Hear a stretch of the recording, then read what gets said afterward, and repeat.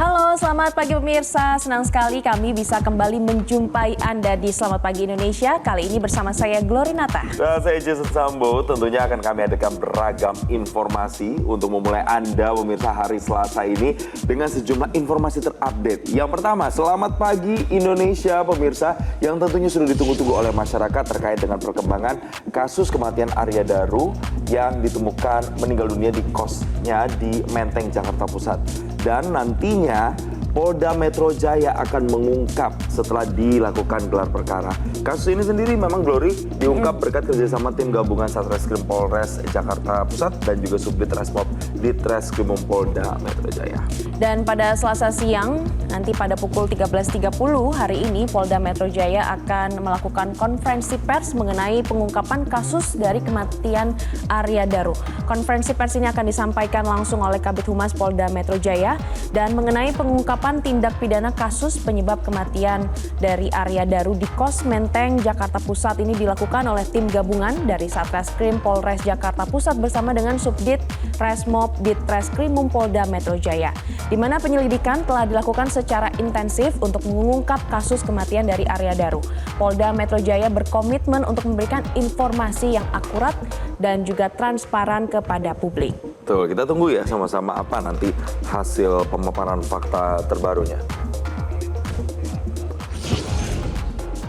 Selamat pagi Indonesia, 3 fakta baru yang polisi ungkap terkait dengan kasus kematian misterius diplomat Kementerian Luar Negeri Arya Daru. Ini mulai dari sumber lakban kuning, kemudian juga Glory kita lihat ada aktivitas almarhum pada saat di atap gedung Kemenlu yang kemudian tas ranselnya ini ditemukan di tangga darurat. Itu juga bisa jadi bahan untuk kemudian polisi melakukan pendalaman. Apa sebenarnya penyebab dari kematian Arya Daru ini? Dan kita lihat pemirsa bahwa Kasubdit Penmas Polda Metro Jaya AKBP Reonald Simanjuntak ini menjelaskan bahwa tas dari Arya Daru ditemukan di rooftop gedung Kementerian Luar Negeri Jakarta di samping tangga darurat. Tas itu ditemukan oleh polisi 1 hari setelah penemuan Arya Daru tidak bernyawa di indekosnya di Menteng, Jakarta Pusat, tepatnya pada Rabu 9 Juli lalu. Dan tas itu berisi laptop, kemudian ada peralatan kantor dan beberapa obat-obatan. Dan juga ada pakaian yang tersimpan di dalam kantong kertas karton yang adalah baru saja dibeli oleh Arya Daru di Pusat Perbelanjaan Grand Indonesia Jakarta Pusat. Iya, kalau kita melihat bahkan ada satu lagi nih Glory yang juga jadi pertanyaan publik. Salah satu ponsel yang digunakan oleh Arya Daru ini kan hilang. Tapi kemudian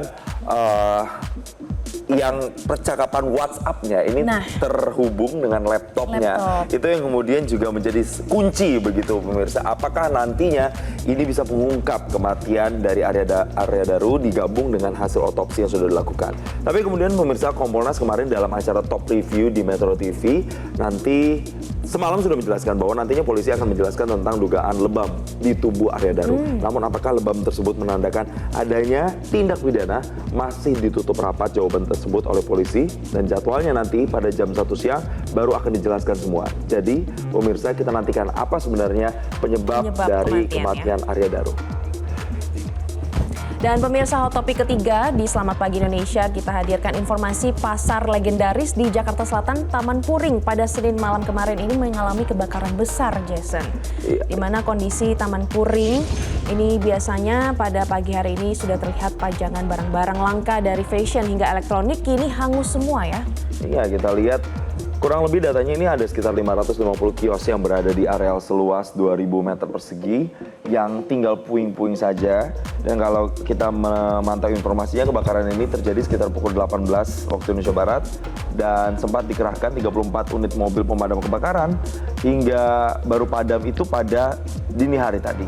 Tapi memang yang harus disyukuri adalah Glory tidak ada korban jiwa dan jumlah kerugiannya juga masih dihitung. Adapun juga penyebabnya ini dari kebakaran tersebut juga masih dicari.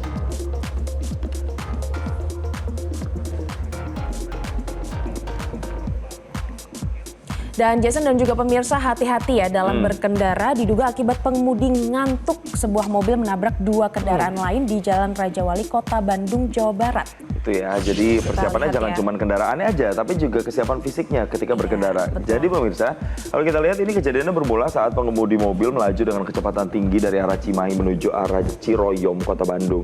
Dan karena diduga mengantuk dan tidak mampu untuk mengendalikan kemudinya, pengemudi menabrak pemotor dan juga pengendara mobil lain hingga akhirnya terguling di jalan, dan seperti itulah kondisinya pemirsa di visual yang kita saksikan. Wah.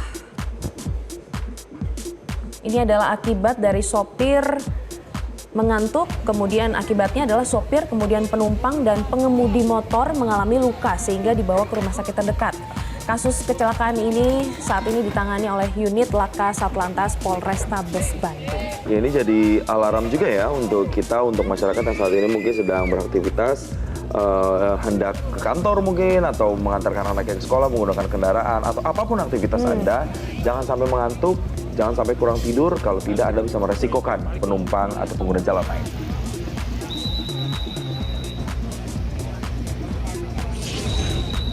Dan pemirsa, banjir menerjang puluhan ruangan Yayasan Pendidikan Islam Darussurur serta belasan rumah warga di Kelurahan Utama, Kecamatan Cimahi Selatan, Kota Cimahi pada Senin malam. Banjir ini terjadi akibat dipicu hujan deras dari sejak sore ditambah dengan adanya penyempitan drainase di bagian hilirnya. Iya, pemirsa, banjir yang mencapai tinggi 30-1 meter ini merendam semua ruangan sekolah. Tapi beruntungnya saat banjir terjadi itu anak-anak dari tingkat sekolah dasar hingga tingkat SMA sudah pulang, dan tidak hanya bangunan sekolah, tapi rumah-rumah warga yang ada di sekitarnya pun pemirsa sama terendam juga oleh genangan air dengan ketinggian ini berkisar antara 40 cm hingga 70 cm, Glory. Dan akibatnya sebagian perabotan warga pun tidak dapat diselamatkan oleh terjangan banjir ini.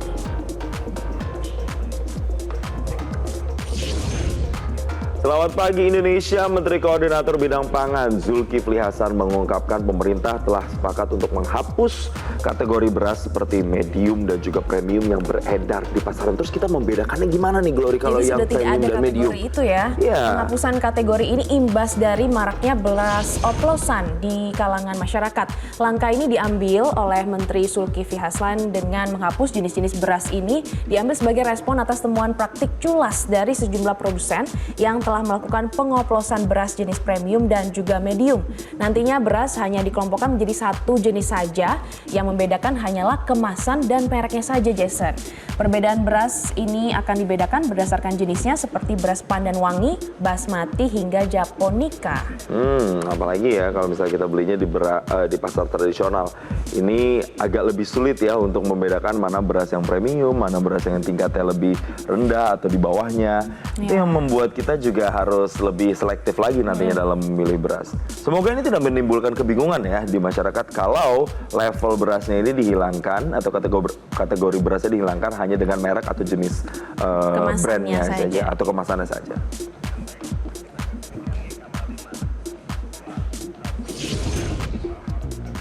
Pemirsa, informasi berikutnya ada mantan Menteri Koordinator Bidang Ekonomi, Keuangan, dan Industri Kwik Kian Gi yang meninggal dunia di usia 90 tahun. Kabar sang pegawai ekonomi meninggal tersebar sekitar pukul 22 pada Senin malam. Jenazah Kwik Kian Gi saat ini diinformasikan telah disemayamkan di Rumah Duka, Rumah Sakit Pusat Angkatan Darat, Jakarta. Kwik Kian Gi adalah politikus senior PDI Perjuangan. Dia bergabung pada 1987 saat masih bernama Partai Demokrasi Indonesia. Ya, Kwik Kian Gi ini pemirsa pernah menjadi anggota Badan Pekerja MPR dan pernah mengisi pos kabinet di era Presiden keempat Abdurrahman Wahid sebagai Menko Equin.